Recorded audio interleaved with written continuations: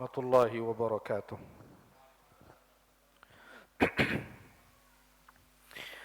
Alhamdulillah nahmaduhu wa nasta'inuhu wa nastaghfiruh wa na'udzu billahi min shururi anfusina wa sayyiati a'malina man yahdihillahu fala mudilla lahu wa man yudlil fala hadiya lahu. Ashhadu an la ilaha illallah wahdahu la syarika lahu wa ashhadu anna Muhammadan 'abduhu wa rasuluhu la nabiyya ba'dahu.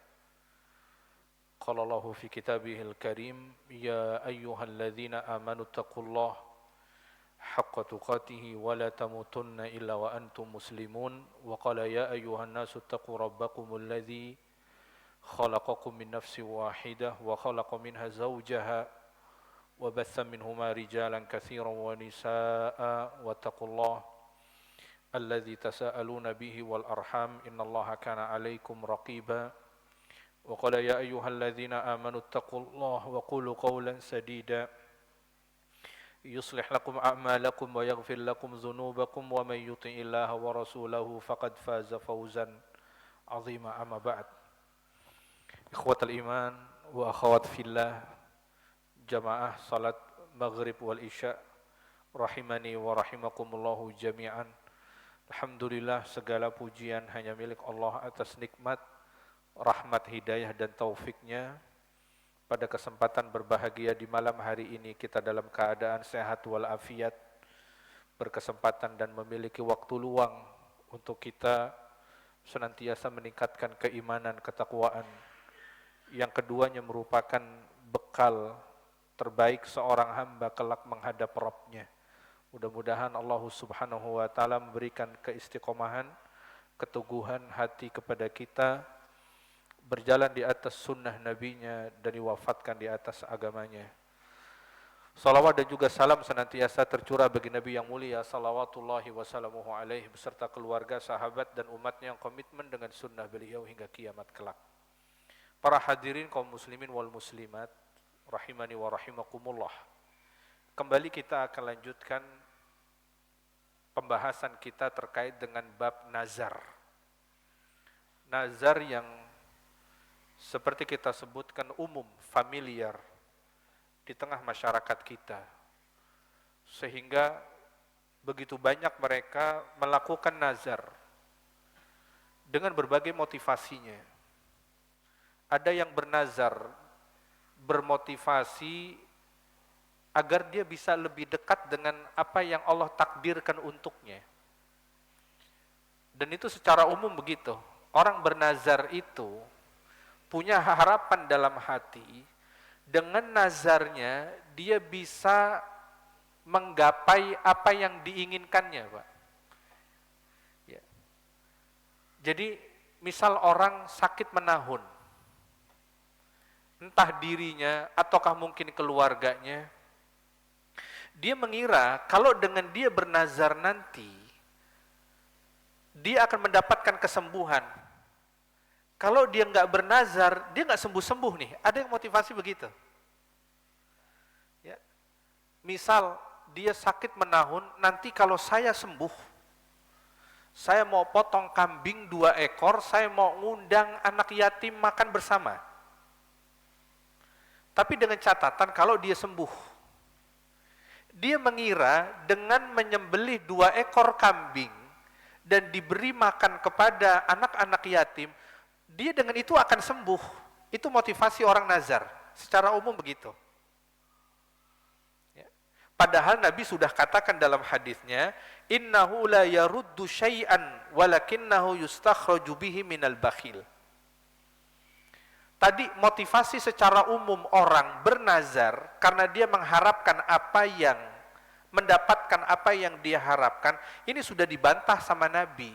Sesungguhnya nazar tidak sama sekali akan merubah takdir Allah tuh, Pak. Tidak mendekatkan dia kepada takdir Allah sedikit pun. Kalau memang dia nggak sembuh, takdirnya nggak sembuh, Pak. Allah ingin menguji dia. Ya. Dia sakit udah 2 tahun, nggak sembuh-sembuh. Memang takdirnya dia akan sembuh 10 tahun. Mau motong kambing 2 ekor kayak 20 ekor kayak tetap takdir dia sembuh nanti setelah 10 tahun. Tidak kemudian 10 jadi lebih cepat, jadi 3 tahun, enggak. Jadi udah dibantah terlebih dahulu, motivasi kebanyakan orang bernazar ya untuk mendapatkan apa yang diharapkan, udah Allah tutup dulu pintunya. Ya.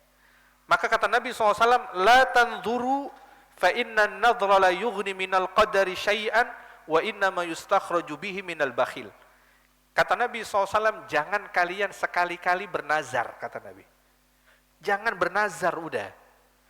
Sebab sesungguhnya nazar itu tidak mendekatkan sama sekali terhadap takdir Allah. Takdir Allah nggak akan berubah hanya karena dengan bernazar. Iming-iming seseorang melakukan kebaikan, itu tidak akan merubah takdir Allah sama sekali. Kan orang bernazar seperti mengiming-imingi, Pak. Ya, secara umum kayak orang ngiming-ngimingin. Saya mau motong kambing 2 ekor ya Allah, kalau saya sembuh. Tapi kalau saya nggak sembuh, ya nggak jadi tuh barang. Kan kalau saya sembuh aja, orang nazar kan begitu, Pak. Ya Allah, kalau saya sembuh, saya mau potong kambing 2 ekor. Saya mau bagi-bagikan kepada fakir miskin, anak yatim, mau makan bersama. Tapi itu kalau sembuh ya Allah. Kalau nggak sembuh, ya kagak ada tuh barang.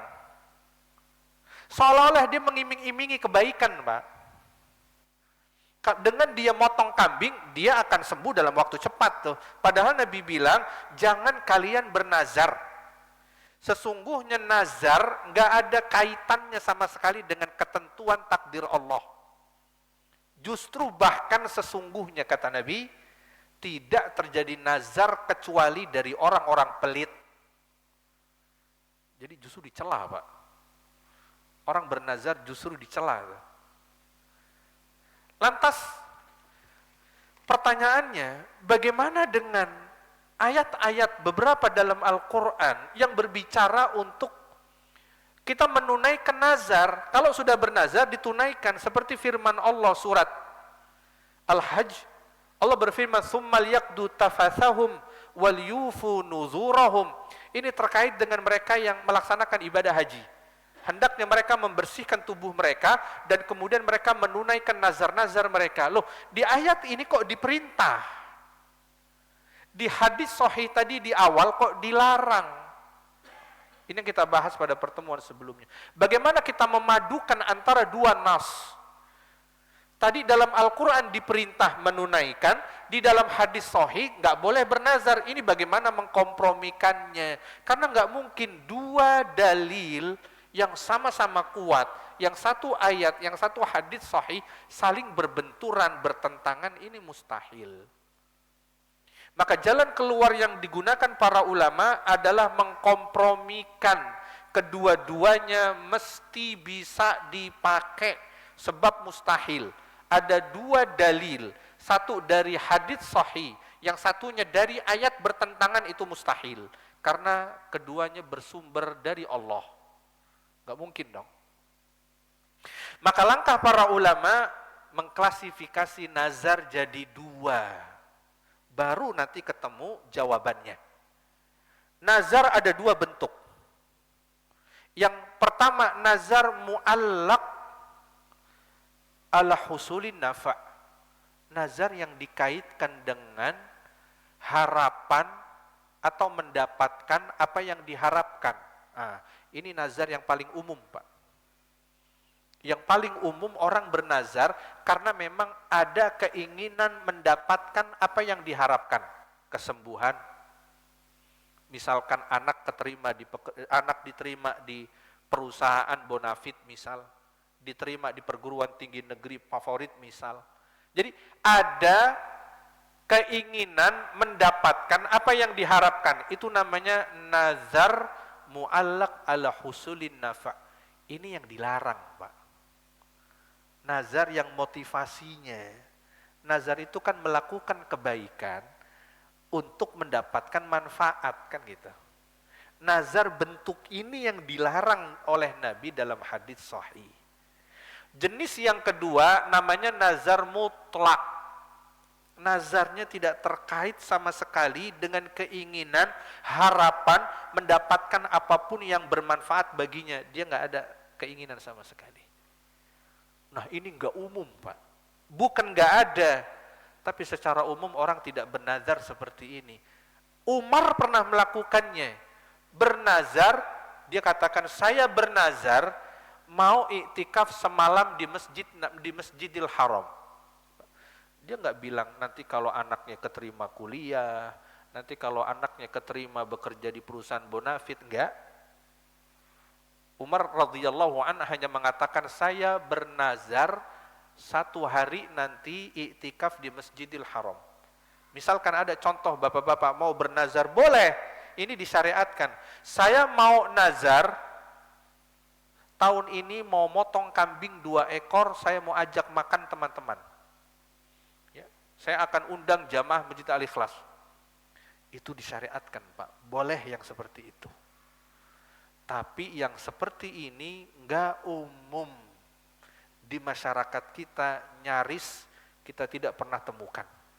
Yang namanya nazar itu selalu dikaitkan dengan harapan, dengan keinginan yang secara umum sifatnya duniawi. Ya. Nah, jadi nazar yang kedua inilah yang dibicarakan oleh Al-Quran yang dianjurkan untuk ditunaikan. Nazar yang bentuk kedua inilah yang tadi disyariatkan. Yang dilarang itu bentuk pertama. Kemudian terkait dengan perkara yang dinazarkan. Tentu perkara yang dinazarkan itu ada yang bersifat nazar. Ya, berbentuk ketaatan, ada nazar yang terkadang di situ berbau kemaksiatan, Pak. Ya. Ada nazar yang berbentuk ketaatan, ada nazar yang berbentuk kemaksiatan. Ya. Bahwa nazar itu terbagi menjadi 2 jenis, Pak. Yang pertama nazar taat. Ya. Terkadang orang bernazar, ya memang dia ingin melakukan ketaatan. Ya. Apakah sifatnya mu'allak ataukah sifatnya mutlak? Ya. Sama-sama taat.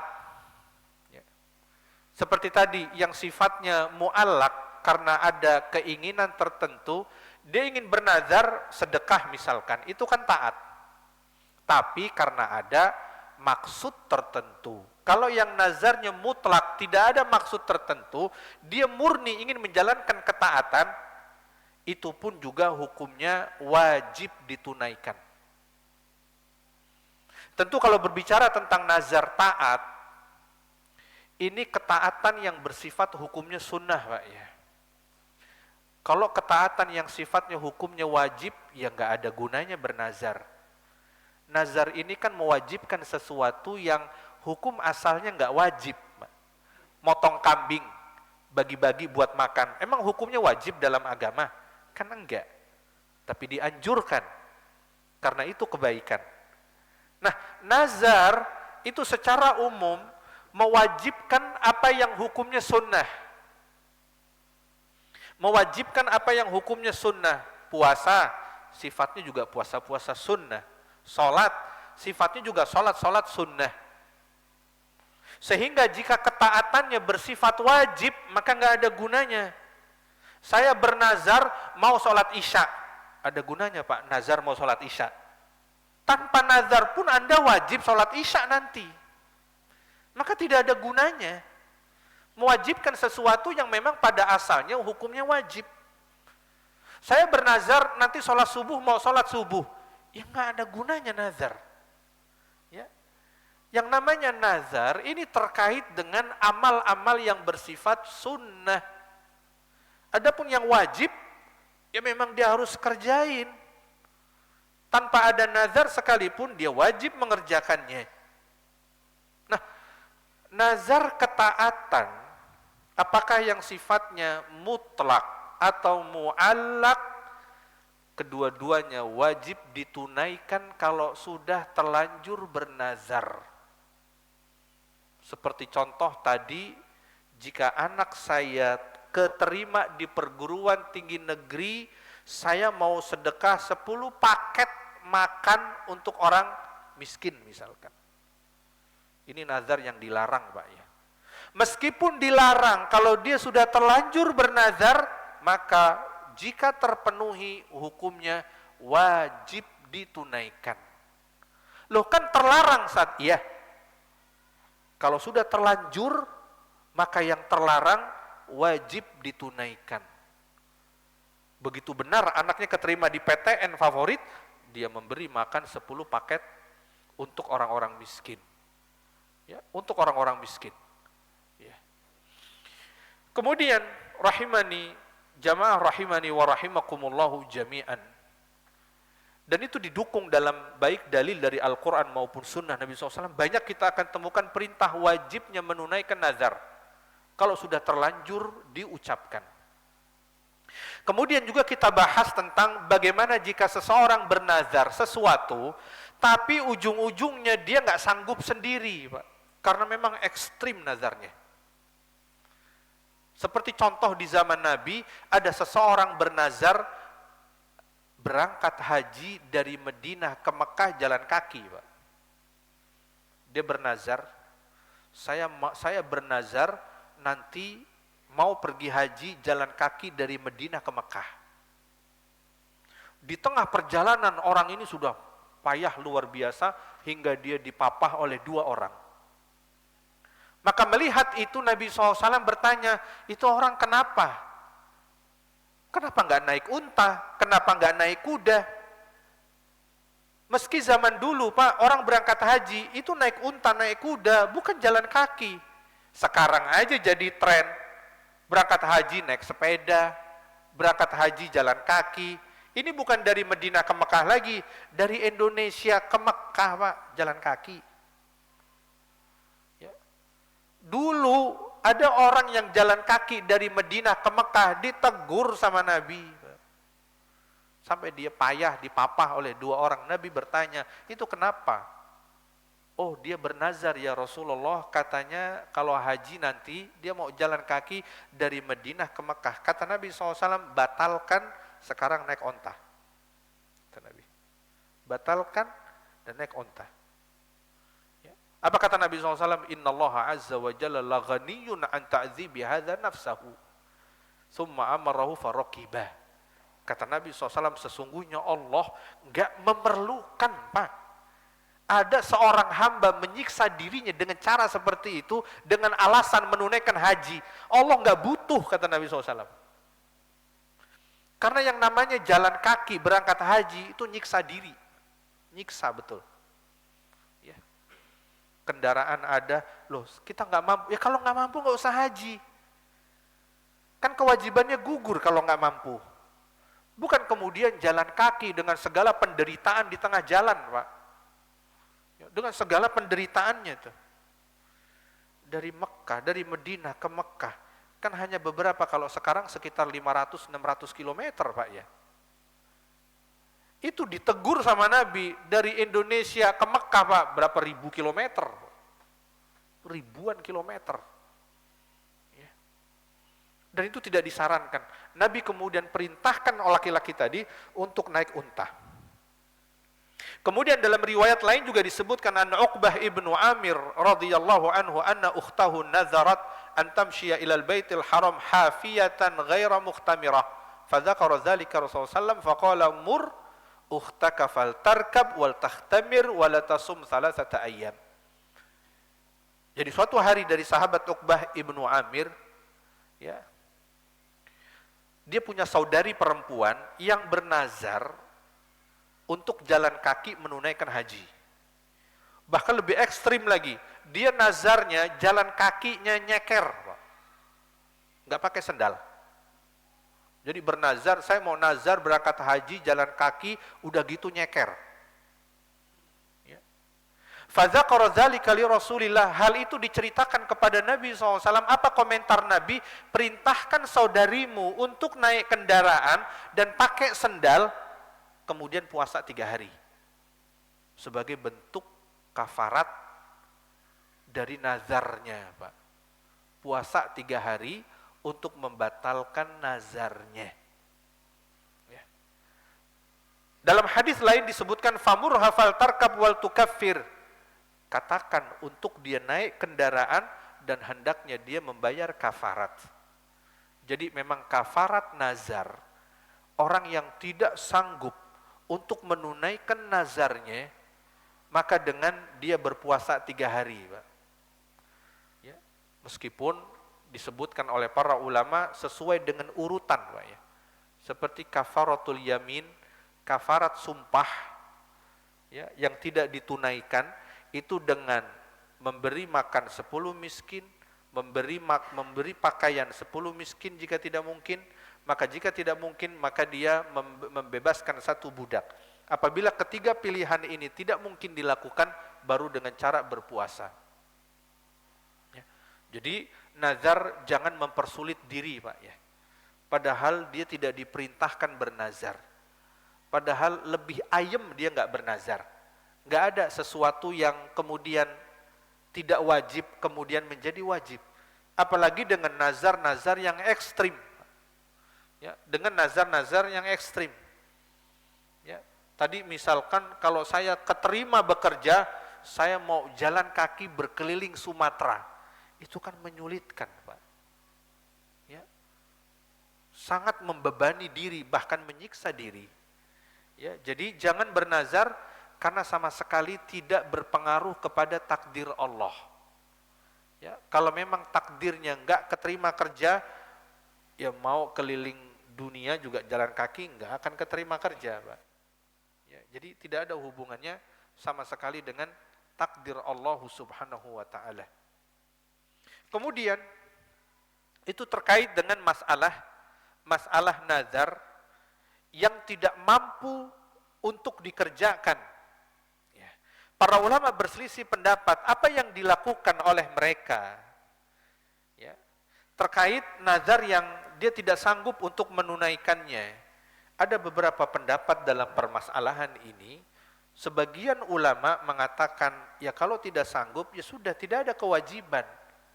Allah Ta'ala berfirman, la yukallifullahu nafsan illa wus'aha. Allah tidak akan pernah membebani satu jiwa kecuali Allah sadar, Allah mengetahui dia akan mampu kerjakan.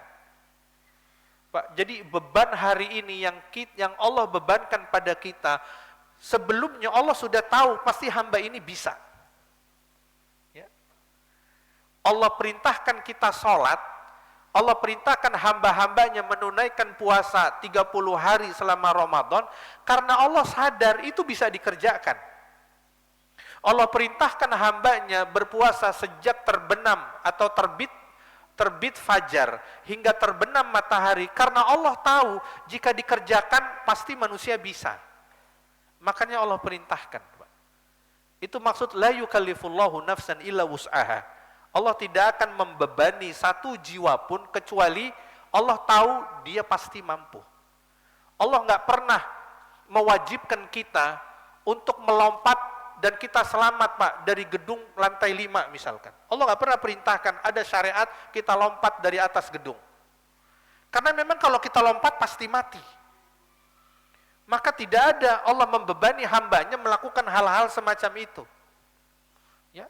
Allah tidak perintahkan kita berpuasa 2 hari 2 malam. Karena memang Allah tahu nggak akan sanggup. Maka Allah tidak akan bebani. Karena Allah tahu manusia sanggup berpuasa selama 12 jam, maka Allah wajibkan mereka puasa 12 jam. Ya, jadi apa-apa yang kita lakukan dari perintah agama itu karena Allah tahu kita sanggup melewatinya, Pak. Kita sanggup melaksanakannya. Misalkan ujian yang begitu berat dalam hidup kita. Kenapa Allah timpakan ujian itu? Karena Allah tahu kita pasti bisa melewatinya. Ya, Allah nggak mungkin membebani seseorang dengan ujian yang dia tidak sanggup, ya, untuk melewatinya, Pak. Ya.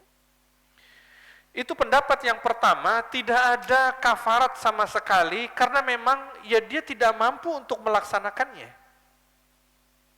Yang kedua, pendapat kedua, orang yang bernazar dan tidak sanggup menunaikan nazarnya karena terlalu berat, pendapat yang kedua mengatakan kafarat mereka kafarat sumpah.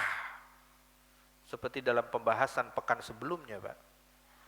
Orang kalau bersumpah dengan nama Allah, kemudian suatu hari dia tidak mampu menunaikan sumpahnya, ya, maka dia wajib untuk membayar tebusan atau istilahnya kafarat. Tadi kita sudah sebutkan satu persatu. Kemudian yang ketiga, pendapat yang ketiga, alaihi siyam salasata ayyam. Ya. Pendapat yang ketiga, cukup baginya puasa saja. Seperti yang disebutkan dalam hadis riwayat Ahmad, Nabi tidak perintahkan kafarat sumpah, tapi Nabi langsung bilang puasa 3 hari. Ya, langsung puasa 3 hari. Kemudian pendapat yang keempat, menyembelih seekor domba. Ini pendapatnya Imam Syafi'i, menyembelih seekor domba. Akan tetapi Allahu a'lamu bishawab, dari sekian pendapat yang tadi dipaparkan, ar-rajih yang paling kuat Allahu a'lamu bishawab adalah seperti hadis yang diriwayatkan anna aqwar riwayat min jihati sanad, ya, riwayatut takfiri bil hadyi awil badanah summa taliha riwayat siyam salasati ayyam summa badali annal arjah min jihati dirayah annahu yalzamu kafaratul yamin wa dzalika li umur. Kata penulis, pendapat yang terkuat menurut beliau dari keterangan hadis-hadis hujjah yang ada, maka kafaratnya seperti kafarat sumpah. Seperti kafarat sumpah. Ya, menurut ya pertimbangan penulis dengan melihat dalil-dalil yang ada. Allahu a'lamu bishawab. Kemudian permasalahan berikutnya, la nazra li syakhsin fit taqarrub bima la yamlik. Tidak ada nazar bagi seseorang untuk melakukan bentuk ketaatan yang dia tidak pernah miliki, Pak. Apa maksudnya? Dia bernazar sesuatu, dia bernazar dengan sesuatu di mana barang itu bukan milik dia. Barang itu bukan milik dia. Ya. Bagaimana? Ini memang agak aneh, Pak, ya. Allahu a'lam, kasus semacam ini ada atau tidak saat ini, Allahu a'lam, tapi dulu kejadian, Pak. Seseorang bernazar terhadap sesuatu yang bukan miliknya, ada di zaman Nabi kejadian, Pak, memang agak aneh sebetulnya. Ada seorang wanita dari kalangan Ansor yang waktu itu dia sedang ditawan. Kemudian dia bernazar, kalau saya dibebaskan, dia seorang wanita Ansor, kalau saya dibebaskan, saya mau potong onta adba. Onta adba ini ontanya Nabi, Pak. Nabi punya onta, namanya adba. Ada lagi yang namanya qaswa. Jadi Nabi kalau punya binatang tunggangan itu masing-masing dikasih nama, Pak, ya. Jadi silakan aja kalau kita punya peliharaan, ya, hobi binatang, peliharaan di rumah, kasih nama aja. Karena dulu Nabi kendaraannya itu punya nama masing-masing. Ada yang qaswa, ada yang adba. Nah, ini perempuan anehnya, dia ditawan. Dia bilang, saya bernazar, kalau saya nanti dibebaskan, saya mau potong ontanya Rasulullah. Loh, itu onta siapa? Kok saya mau dipotong ontanya orang? Di sini ontanya Nabi lagi yang mau dipotong. Hak dia apa? Makanya saya bilang tadi, ini agak aneh, Pak. Mungkin nggak kejadian di tengah-tengah kita. Bagaimana mungkin orang bernazar ingin memiliki barang orang lain? Ingin bertakorup kepada Allah dengan menyembelih binatang kurban, tapi binatangnya milik orang lain. Ya. Jadi misal begini, dia sakit menahun, nanti kalau sakit saya sembuh, saya mau potong ayamnya tetangga. Loh, itu bukan ayam antum, ayam tetangga. Kok ini mau dipotong ayam tetangga? Ya. Nah, orang yang sudah bernazar kayak begini, bagaimana kasusnya? Tadi kan dikatakan orang kalau sudah terlanjur bernazar harus ditunaikan. Nah, yang kayak begini bagaimana kasusnya? Apakah ditunaikan? Kan itu masalahnya. Karena dia sudah bernazar. Apakah semua nazar itu harus ditunaikan? Ya. Yang jadi masalah, dia tidak memiliki barang itu. Falamma qadimat al-Madinata, dan benar saja wanita itu dibebaskan, Pak. Wanita itu dibebaskan. Benar saja, wanita itu dibebaskan. Datanglah masalah berikutnya. Begitu sampai di Madinah, ra'ahan nasu faqalu al-adba naqatu Rasulillah. Sampai di kota Makkah, sampai di kota Madinah, orang-orang mengatakan, perempuan, kamu tahu nggak, adba itu ontanya siapa? Adba itu untanya Nabi SAW. Ya. Adba naqatu Rasulullah SAW, qalat innaha nadharat inna jahallahu alaiha latanharannaha. Ya. Kemudian wanita tadi pun ya menghadap kepada Nabi SAW untuk meminta fatwa, meminta petunjuk. Yang namanya nazar harus ditunaikan, apakah seperti ini kasusnya juga ditunaikan? Maka dia mendatangi Nabi meminta petunjuk fatwanya dan menceritakan kasus perempuan tadi kepada Nabi yang bernazar ingin menyembelih untanya Nabi. Apa reaksinya Nabi? Nabi pun terkejut dengan mengatakan, subhanallah, ini ada-ada aja ini. Ya, Nabi terkejut, subhanallah, bi'sa ma juzita, nazarti lillahi inna jahallahu alaihi latanharannaha la wafa'a li nadrin fi ma'siyah. Kata Nabi, tidak ada yang namanya nazar dalam hal kemaksiatan. Wala fima la yamlik al-abdu. Dan gak boleh nazar ditunaikan terhadap sesuatu yang tidak dimiliki oleh seseorang. Gak boleh dieksekusi nazarnya. Pertama, jika nazar itu berbau maksiat, gak boleh. Kedua, nazarnya terkait sesuatu yang bukan miliknya. Ini unta orang, untanya Nabi pula. Ya. Jadi ya ini namanya nggak mau rugi, Pak, ya. Jangan-jangan punya unta di rumah, tapi dia nazarnya unta orang. Ya kita nggak tahu, memang nggak diterangkan. Jangan-jangan dia punya unta, tapi bukan unta dia yang mau disembelih. Ya, tapi justru untanya milik orang, punya Nabi pula lagi untanya. Ya. Dalam hadis yang lain, Amr bin Shu'aib an abihi an jaddihi qala Rasulullah SAW, la nadhara libni Adam fima la yamlik. Tidak ada nazar yang ditunaikan terhadap apa yang tidak dimiliki. Enggak ada cerita, enggak bisa dia beralasan, berdalih, loh saya kan sudah bernazar, berarti wajib ditunaikan. Enggak, dilihat dulu konten nazarnya. Kalau nazarnya ada unsur kemaksiatan, enggak boleh. Seperti wasiat, Pak. Wasiat kalau ada unsur kemaksiatan nggak boleh di situ. Ya, nggak boleh di situ. Misalkan orang tua berwasiat, Pak. Ya, orang tua berwasiat. Sebelum meninggal dunia dia berwasiat karena dia sebelumnya bertengkar dengan salah satu saudarinya. Nanti kalau saya meninggal dunia, kalian anak-anak tolong putus hubungan dengan bibi kalian. Benar, nggak lama meninggal dunia. Apakah wasiat semacam ini wajib ditunaikan? Kan katanya wasiat itu wajib ditunaikan, bahkan harus segera lagi. Dilihat dulu, Pak. Wasiatnya ada unsur kemaksiatan nggak? Maka jika ada unsur kemaksiatan di dalam wasiat itu nggak boleh ditunaikan. Bahkan menjadi beban bagi orang tuanya. Justru kita ingatkan, Bu, jangan gitu juga gitu kan. Jangan segitunya benci dengan saudara sampai seperti itu berwasiat, nggak boleh. Ya, jadi sekali lagi wasiat nazar harus dilihat terlebih dahulu. Dia wajib ditunaikan, tapi harus dilihat. Kalau memang ada unsur kemaksiatannya, bahkan wajib ditinggalkan.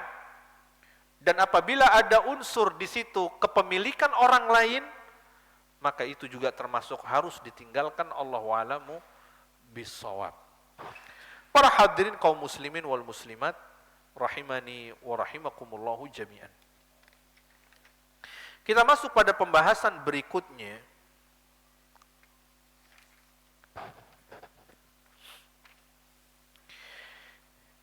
Man nadhara salata fi Baitul Maqdis ajza'ahu salata fil Masjidil Haram. Ya. Barang siapa yang bernazar, fa'an Jabir ibn Abdullah radhiyallahu anhu anna rajulan qama yaumal fathi faqala ya Rasulullah inni nazartu in fatahallahu alaika Makkah an usalliya fi Baitul Maqdis raka'atain. Jadi ada kasus nazar, seseorang ingin sholat di Masjidil Aqsa, Pak. Saya bernazar mau sholat di Masjidil Aqsa. Nah, akan tetapi nazar itu bisa diwakilkan kalau dia sholat di Masjidil Haram, Pak. Gantinya. Jadi nazar itu nggak akan gugur kalau dia sholat di Masjid Al-Ikhlas.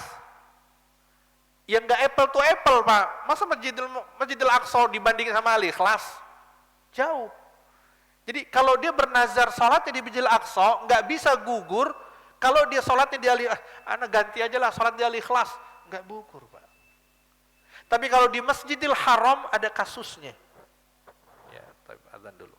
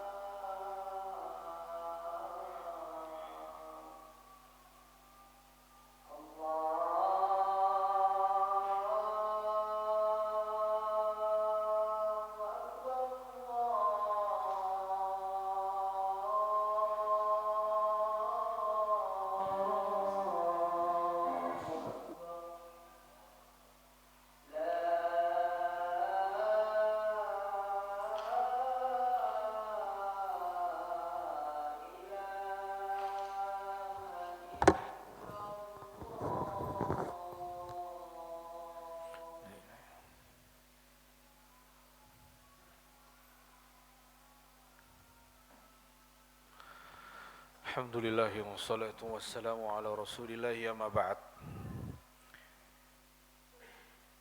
Kaum muslimin wal muslimat rahimani wa rahimakumullahu jami'an. Kembali kita lanjutkan satu permasalahan terakhir sekaligus penutup, yaitu tentang barang siapa yang bernazar dengan salat di Baitul Maqdis atau Masjidil Aqsa, dan itu bisa tercukupi ketika dia menggantinya dengan salat di Masjidil Haram yang dia lebih afdal 100.000 kali salat di Masjidil Haram jika dibandingkan dengan masjid lainnya. Kalau Masjidil Aqsa berapa ribu kali lipat, Pak? Masjidil Aqsa berapa kali lipat? 500 kali lipat. Ya, kalau Masjidin Nabawi 1000, Masjidil Aqsa 500 kali lipat. Keutamaannya jika dibanding dia sholat di masjid lain. Maka ketika seseorang sholat bernazar, sholat di Masjidil Aqsa, nggak bisa digantikan sholat di Masjid Al-Ikhlas. Karena di Al-Ikhlas ya keutamaannya seperti kebanyakan masjid lainnya. Ini masjid khusus, Masjidil Aqsa.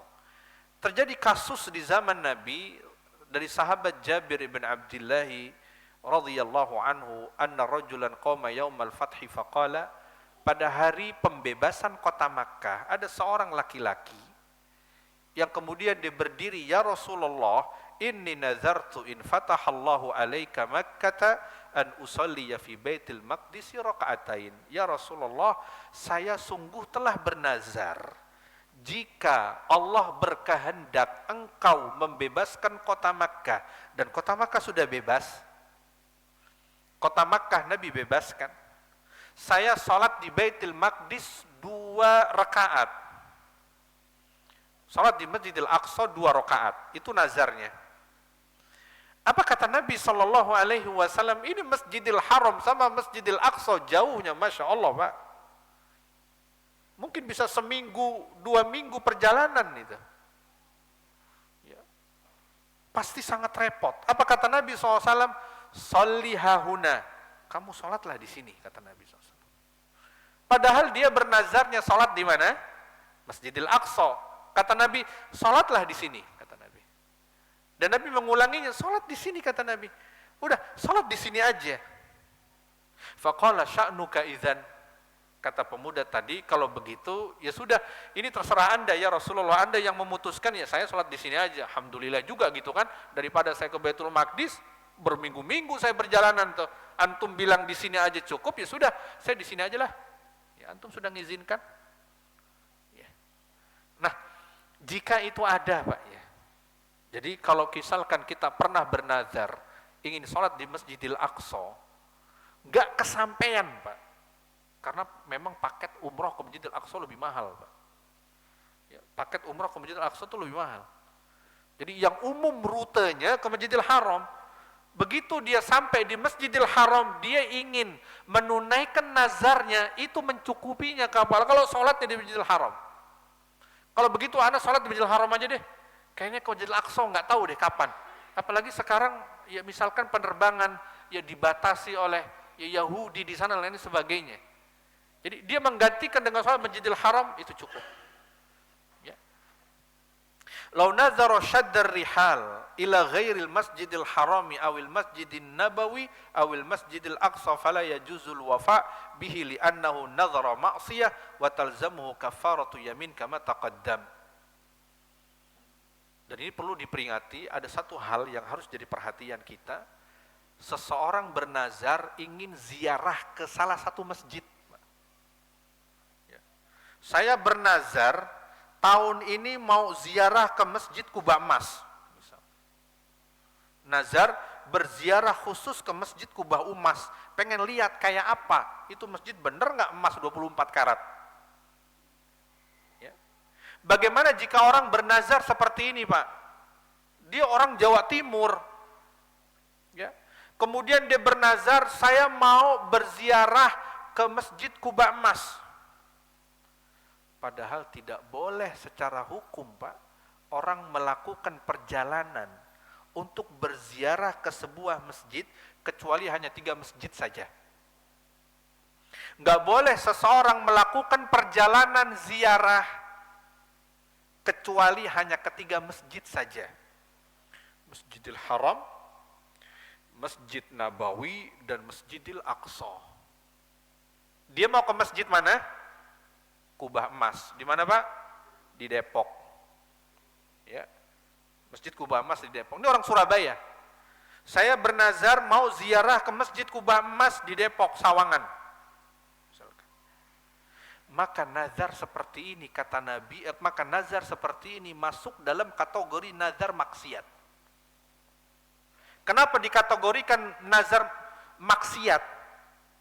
Karena kita dilarang melakukan perjalanan kecuali hanya ke 3 masjid saja. Kecuali kalau kita lagi ada urusan di Sawangan, Pak, kemudian kita lewat Masjid Kubah Emas, ya sholat di situ namanya bukan ziarah, memang dia punya urusan di Sawangan. Ya, kemudian karena masuk waktu sholat, ya masjid terdekat Masjid Kubah Emas, ya dia datang ke situ sholat, itu namanya bukan berziarah, Pak ya. Ya memang kita sholat gitu kan.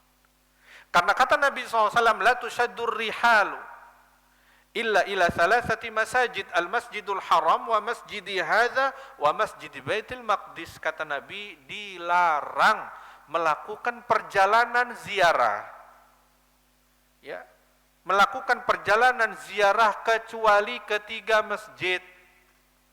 Boleh kita melakukan ziarah ke Masjidil Haram, ke Masjid Nabawi, dan Masjidil Aqsa.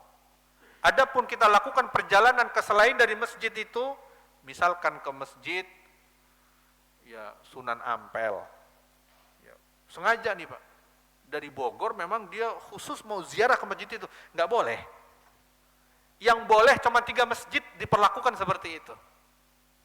Tapi kalau kita berada di Surabaya, di Jalan Ampel misalkan Pak, atau di Pasar Ampel, ya kita mau sholat misalkan dekat dengan Masjid Ampel, ya nggak ada masalah. Ya, hanya saja dipastikan tidak ada kuburan di dalamnya, itu aja. Ya, jadi nazar untuk berziarah ke masjid tertentu selain dari 3 masjid itu dikategorikan maksiat dan masuk dalam hukum nazar yang tidak boleh ditunaikan. Itu mungkin barangkali yang bisa disampaikan. Allahu a'lamu bissawab.